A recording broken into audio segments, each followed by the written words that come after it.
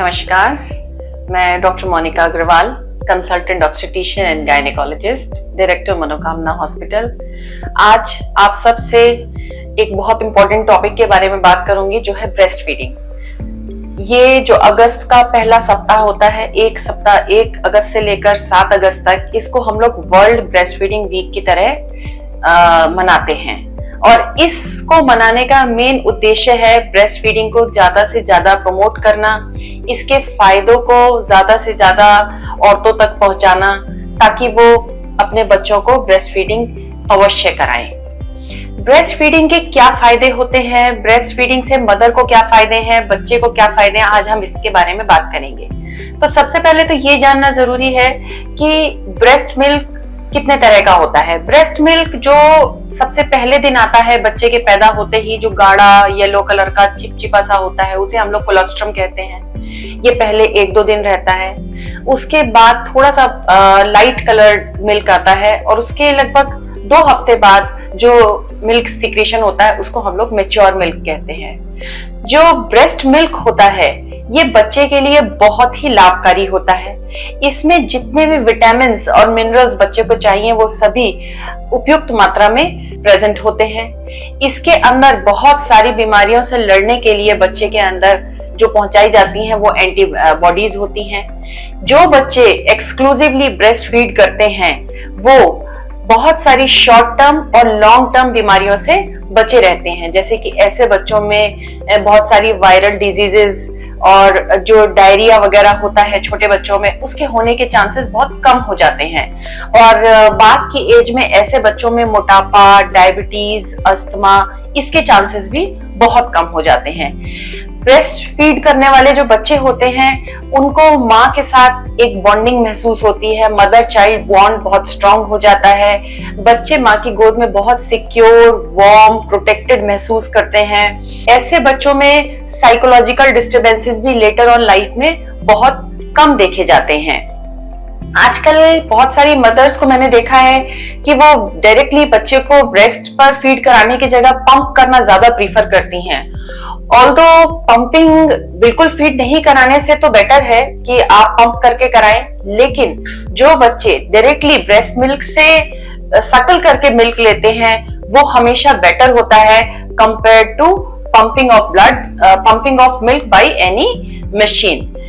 इसके मदर को भी बहुत फायदे होते हैं। जो मदर्स ब्रेस्ट फीड कराती हैं उनमें ओवेरियन कैंसर, ब्रेस्ट कैंसर के चांसेस बहुत कम हो जाते हैं।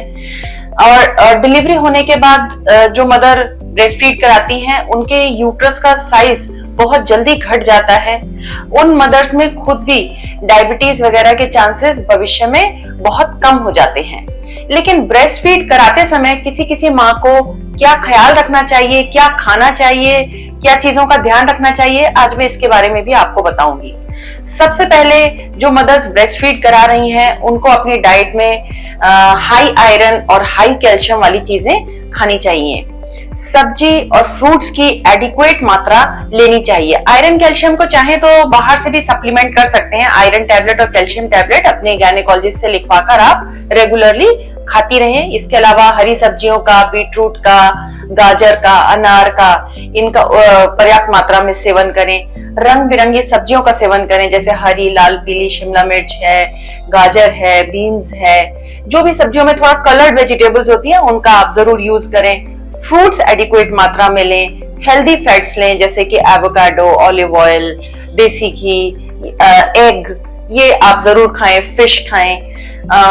इसके अलावा आपको हाइड्रेशन अपने बॉडी का बहुत अच्छे से मेंटेन करना चाहिए। आप एडिक्वेट मात्रा में पानी या कोकोनट वाटर, लाइम वाटर, ये सब जरूर पीती रहें। लगभग 8 से 10 गिलास पानी आप दिन भर में जरूर पिएं। ब्रेस्ट फीड कराते समय आपको ये ध्यान रखना बहुत जरूरी है कि आपको बच्चे को कंफर्टेबल पोजीशन में रखना चाहिए। आपको हर बार बच्चे को फीड करा के उसको डकार जरूर दिलानी चाहिए। आप जब ब्रेस्ट फीड कराती हैं तो आपको कोशिश करनी चाहिए कि बच्चे को पहले एक ब्रेस्ट कंप्लीट खाली कराएं और उसके बाद ही आप दूसरी ब्रेस्ट पर दें। इनकम्प्लीट एम्प्टिंग आप ना कराएं। कभी भी ये आदत बच्चे को डालने की कोशिश नहीं करनी चाहिए कि वो एक ही ब्रेस्ट पर ब्रेस्ट फीड करे। आप कोशिश करें कि दोनों ब्रेस्ट से आप ब्रेस्ट फीड कराएं। ब्रेस्ट में कभी भी दूध ज्यादा देर के लिए जमा नहीं रहना चाहिए, नहीं तो इससे आपके ब्रेस्ट में दूध की गांठ बन सकती है। बच्चे को फीड कराने के बाद निपल्स की केयर करें, उसको हमेशा वार्म वाटर, सोपी वाटर से क्लीन कर कर उस पे आप कोई वैसलीन या कोई भी इमोलिएंट लगाकर रख सकती हैं। और इसके अलावा आपको कब तक ब्रेस्ट फीड कराना चाहिए ये भी जानना जरूरी है। देखिए 6 महीने तक बच्चे के लिए ब्रेस्ट फीड एडिक्वेट होता है। जो माँ का मिल्क होता है वही बेस्ट माना जाता है। तो पहले 6 महीने बच्चे को किसी भी पानी की या कोई भी बाहर से किसी भी चीज की जरूरत नहीं होती है, सिर्फ और सिर्फ ब्रेस्ट फीड कराना चाहिए। 6 महीने के बाद जब बच्चा कुछ और खाना पीना स्टार्ट कर देता है तब उसका ब्रेस्ट फीडिंग का अमाउंट घट जाता है। ऐसे आप चाहें तो आप जब तक चाहे फीड करा सकती हैं, लेकिन 6 महीने से साल भर बच्चे को फीड कराना काफी होता है। इसके बाद आप अपनी कन्वीनियंस के अनुसार साल, 1.5 साल, 2 साल तक जब तक आप चाहें फीड करा सकती हैं। जैसा मैंने बताया, ब्रेस्ट फीडिंग कराने के माँ को और बच्चे को दोनों को ही बहुत फायदे होते हैं। इसलिए आज की डेट में जिस भी तरह से आप कोशिश कर सकें, जरूर से जरूर अपने बच्चे को ब्रेस्ट फीड कराएं। कम से कम 6 महीना हर बच्चे का हक है कि उसको माँ का दूध जरूर मिले। Thank you.